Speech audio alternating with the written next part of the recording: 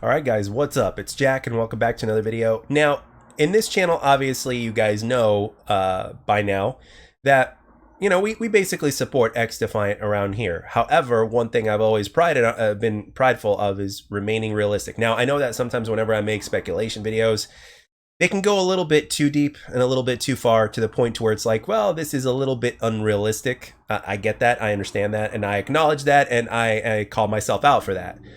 Sometimes my excitement or my creativity gets the best of me. There's no doubt about that. However, we are going to ask ourselves a very realistic question when it comes to the subject of XDefiant. And that question is XDefiant overrated? And, it really is very interesting because there's a lot of reasons why the answer to that question is yes. And I can never really call anybody out that basically makes the statement that XDefiant is overrated. Because what XDefiant tries to do overall, when you try to think about it, it tries to bring back something that we had from the past, number one, and it's trying to bring it back correctly in a way that fans have been calling out for, in a way, and it's just trying to do a bunch of little things correctly. But is it really doing anything unique and something that we haven't seen before? The answer to that question is no. It really isn't doing anything unique. But at the same time, here's what I say to that. It doesn't need to. And that is something right there that we can't forget, right? It's also a really legit part of this, I don't want to say argument, but this debate on whether or not this game is overrated. Because if you think about what XDefiant is trying to achieve, it's actually trying to achieve something that was a thing in the past and kind of has been, pushed to the side or ignored in favor of something else nowadays. And here comes XDefiant, and it's giving us kind of that version of an arcade shooter that we've had in the past while putting its own little take on it in subtle ways. Because let's just be real here. XDefiant is an alternate Call of Duty, right? You know how you have Photoshop and you've got GIMP?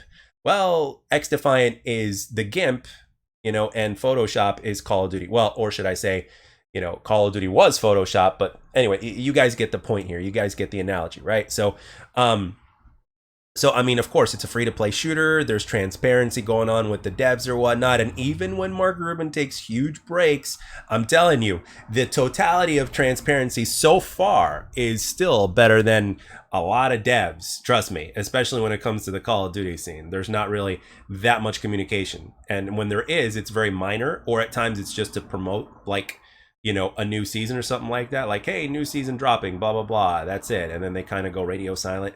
And the thing is, we also have yet to see what's going to happen post-launch with XDefiant, right? Is Mark Rubin going to continue to be as transparent or even more transparent once the game launches?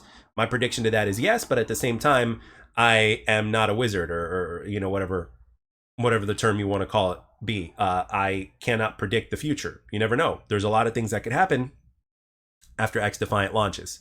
Right? And hopefully those things will be good things, right? Like more content coming in. And again, I'm hoping that the content that we get, like every 3 months or whatnot, I hope that doesn't get delayed either. Because when you look at people that doubt XDefiant or are sick and tired of XDefiant or are people that are that have given up on XDefiant, so to speak, in a way, they're kind of right, because they're speculating like, okay, we're getting these delays before launch. We've got all these inconsistencies. We don't know what's true and what's not true in terms of the things that have been mentioned that's going on behind the scenes and the leaks and stuff like that. We simply don't know. We're on the outside looking in, and all we can do at best is choose which side we're on, right? But a lot of us, like myself, like to walk that fine line to where it's like, well, I'm just going to stay in the middle and I'm not really going to choose sides because I simply do not know for a fact, right? All I could do is take people on their word. And since there really hasn't been anything too factual, and since I'm on the outside looking in, I'm not going to take sides. I'm just going to give both sides the benefit of the doubt and just kind of sit there,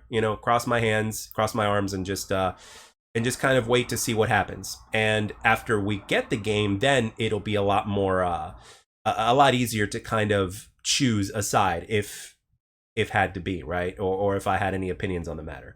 But when you look at the entirety of what XDefiant is, from a creative standpoint, from what the game offers and everything like that, it really doesn't do anything special. A lot of people will say, "Well, XDefiant, doesn't feel as good or as smooth as COD, or as good or as smooth as Titanfall. The movement isn't quite as good. The hit detection isn't quite as good. Blah blah blah." The only argument I have against that is that when we got the XDefiant betas, so to speak, right, which is the last time we played, which was a while ago actually. They were actually legit betas, as opposed to a game that was supposed to release like 3 weeks later after a demo, so to speak, because that's basically how COD does it nowadays. They've done it for a long time. They call it a beta, but it's actually not a real beta. So in some cases, it was even kind of like an alpha, so to speak. But the thing is, we got a legit beta. So all the problems that we saw, it's like, yeah, that's very common. It's one of the reasons why we have betas. I would say the closest thing that we're going to get to launch, if not the stuff that we're going to get at launch, is the next play session that's coming up, the 12-hour play session. Things have recently changed in just the span of the day. And starting next week, I am going to be busy. And depending on what day that beta releases, or the 12-hour session releases, I may not even have time to play it, to be honest with you, and if I do, it's going to be very limited, which sucks from a content creation standpoint. But as far as real life goes, it's the busy time is good. Got to take care of the bills. But anyway, back on topic here. So when you put everything about XDefiant, the amount of weapons, the amount of maps on launch, the amount of game modes, all that kind of stuff, it really is relying on very basic, simple things that should be a regular staple of gaming that are just not as much of a priority anymore. Like, for instance, a lot of multiplayer shooters are going to have SBMM, if not all multiplayer shooters nowadays, are going to have SBMM/EOMM into their game, or a version of those things. Back in the day, we didn't have that. Guess what? XDefiant is not having that. The devs are supposed to be transparent. Well, XDefiant is doing that as well, and let's hope they stay the course.